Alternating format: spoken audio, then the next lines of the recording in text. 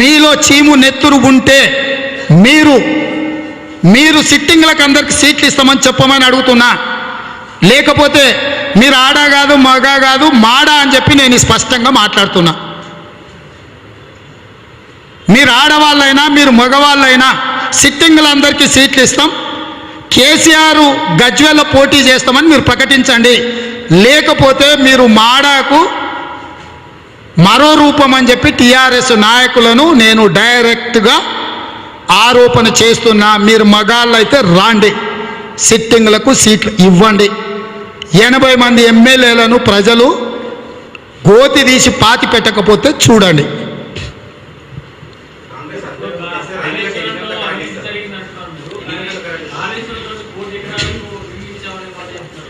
ఇప్పుడు కాళేశ్వరానికి కట్టి 1 కోటి ఎకరాల నీళ్ళు ఇచ్చినుంటే 19 లక్షల పంపు సెట్లు 27.5 లక్షలకి ఎట్లా పెరిగినాయి? 18,63,000 పంపు సెట్లు తెలంగాణ రాష్ట్రం వచ్చినప్పుడు ఉండే. ఇవాళ 27,50,000 పంపు సెట్లు ఉన్నాయి. కాళేశ్వరం కట్టి 1 కోటి ఎకరాలకు నీళ్ళు ఇస్తే వ్యవసాయ పంపు సెట్లు తగ్గాలి కదా. ఉత్తర తెలంగాణ మొత్తంలో వ్యవసాయ పంపు సెట్లే ఉండొద్దు. కాలువలతో నువ్వు నీళ్ళు ఇచ్చినావు కదా 1 కోటి ఎకరాలకు. పాలమూరు రంగారెడ్డి ఎత్తిపోతలు కట్టి ఈ దక్షిణ తెలంగాణకి నీళ్ళు ఇచ్చినావు అన్న కదా. 2 దిక్కుల ఇప్పటికి 3 లక్షల కోట్ల రూపాయలు సాగునీటి ప్రాజెక్టులకు ఖర్చు పెట్టిండు. ప్రాజెక్టులు పూర్తి చేసి ఉంటే వ్యవసాయ పంపు సెట్లు తగ్గాలి కదా. పెరిగినాయి ఎందుకు? ప్రతి సంవత్సరం 1,00,000 పంపు సెట్లు పెరిగినాయి తెలంగాణ వచ్చినాక. అంటే నువ్వు 1 కోటి ఎకరాలకు నీళ్ళు ఇచ్చినా అని చెప్పింది కూడా పచ్చి అబద్ధం. రాహుల్ గాంధీ గారు కాళేశ్వరంలో 1,00,000 కోట్ల అవినీతి జరిగింది అనేది నిజం. మూడవది బీజేపీ ఆధారాలన్నీ చూపిస్తాం, సిబిఐ దర్యాప్తుకు సిద్ధం విద్యుత్ కొనుగోలు మీద డాక్టర్ లక్ష్మణ్ చెప్పిండ్రు ఆ రోజు. ఎందుకు ఇవాళ బీజేపీ ఒక్క మాట కూడా మాట్లాడతలేదు విద్యుత్ కొనుగోలు మీద? పీయూష్ గోయల్ వచ్చి మీరు కట్టొద్దంటే ఆయన కట్టిండు. లక్ష్మణ్ పూర్తి స్థాయిలో అవినీతి జరిగింది, ఆధారాలు ఉన్నాయి, సిబిఐ విచారణకు సిద్ధమా అని అడిగిండు. ఎందుకు ఇవాళ డాక్టర్ లక్ష్మణ్ గారు మౌనంగా ఉన్నారు? కిషన్ రెడ్డి గారు ఒక్క మాట కూడా మాట్లాడతలేడు.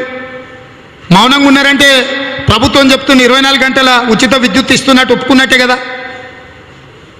24 గంటల ఉచిత విద్యుత్ ఇస్తలేరు, 8 నుంచి 10 గంటల కంటే ఎక్కువ రైతులకు వస్తలేదని మా నాయకుడు మా పార్లమెంట్ సభ్యుడు కోమటిరెడ్డి వెంకటరెడ్డి గారు సబ్స్టేషన్ల కాడికి వెళ్ళి చెప్పిండు.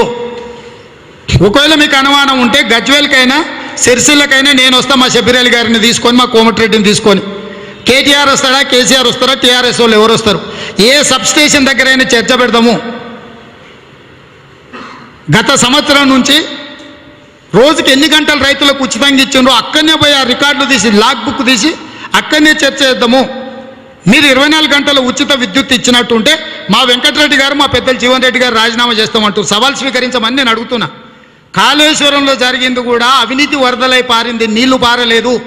కాళేశ్వరం ముసుగులో ఆయన కాళేశ్వరం కట్టినమని రైతులందరినీ బస్సులు వేసి తీసుకుపోయారు.